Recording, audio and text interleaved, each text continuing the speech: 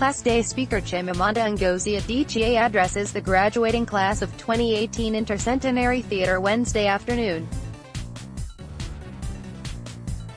Chimamanda Ngozi Adichie, an award-winning novelist and one of Time magazine's 100 most influential people of 2015, called on graduating seniors to pursue the truth and use the power of their Harvard degrees to change the world at the college's Class Day exercises Wednesday. Adichie, who served as a fellow at Harvard's Radcliffe Institute for Advanced Study in 2011, interspersed her message about the importance of honesty with jokes about whether Harvard was better than Yale, where she attended graduate school, as well as what she called the grand snobbery sweepstakes of elite American institutions of higher education. If I were asked the title of my address to you today, I would say, above all else, do not lie, or, don't lie too often, which is really to say, tell the truth.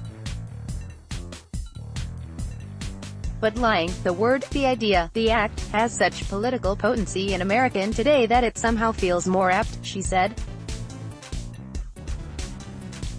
Adichie's statements come in light of increasing skepticism about the value of the truth in the current political climate.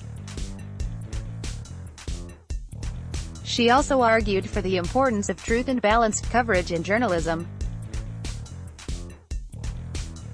Adichie opened her remarks with an anecdote about a presenter who once, after devotedly practicing the proper pronunciation of Adichie's name, accidentally introduced her as Chimichanga. She said the moment taught her the importance of understanding the origin of ideas and actions. The point of this story is not to say that you can call me Chimichanga, don't even think about it. The point is that intent matters, that context matters, she said. We now live in a culture of calling out, a culture of outrage. And you should call people out, you should be outraged. Always remember context and never disregard intent. She also joked about the college's motto, often cited by Dean of the college Rakesh Khurana, who spoke before her, which calls on students to be citizens and citizen leaders. Adichie likened what she called the phrase's vagueness to some Harvard students' reluctance to admit they are students and graduates of the school. I don't even know what citizen leader means, Adichie said.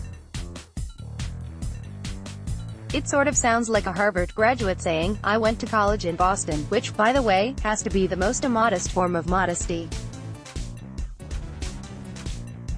Please, class of 2018, when you're asked where you went to college, just say Harvard, offering words of wisdom to graduating seniors who may not yet know what they want to do. Adichie reflected on her journey to literary acclaim.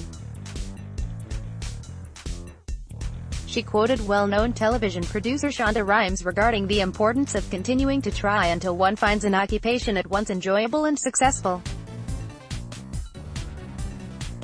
She also admitted she often procrastinates while working on novels, at times resorting to online shopping to avoid work.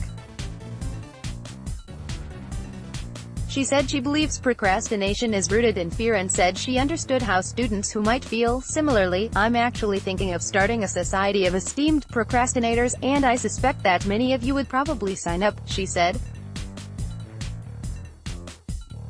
Procrastinating is a form of fear and it is difficult to acknowledge fear, but the truth is that you cannot create anything of value without both self-doubt and self-belief. Without self-doubt, you become complacent. Without self-belief, you cannot succeed. You need both. There is also the fear of measuring up, of keeping up, which for you might be heightened by the heavy weight of all those Harvard expectations. She ended by repeating a saying in Igbo, a language spoken in her native country of Nigeria, about valuing one's own place in the world and the pace at which one discovers their self-worth. The crowd, which had laughed along and cheered throughout, met her parting words with a standing ovation. Student speakers took the stage before Adichie to offer both serious and humorous reflections on their time at Harvard.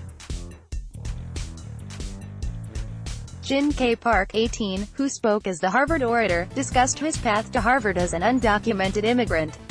Roughly 65 undocumented students attended Harvard this past academic year. Ivy orator Carolina S. Bretler, 18, joked about Tercentenary, an introduction to reality, a class title she fictitiously invented to explain the resilience required to make it through college and face the world after leaving Harvard's gates. First and second class marshals Berkeley E. Brown, 18, and Wyatt M.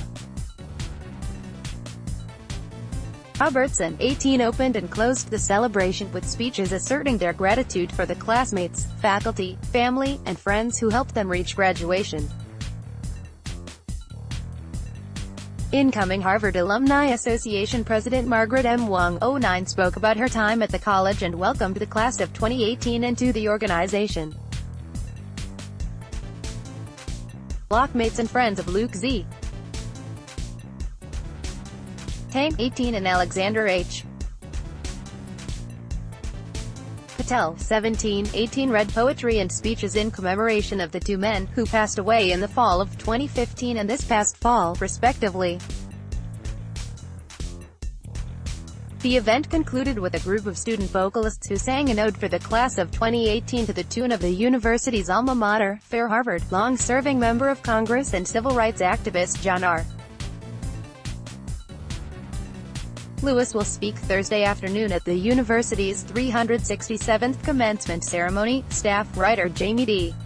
Halper can be reached at jamie.halper@thecrimson.com. Read more on news. Clerical Union begins negotiations with Harvard College Student Life. College Life recommended articles.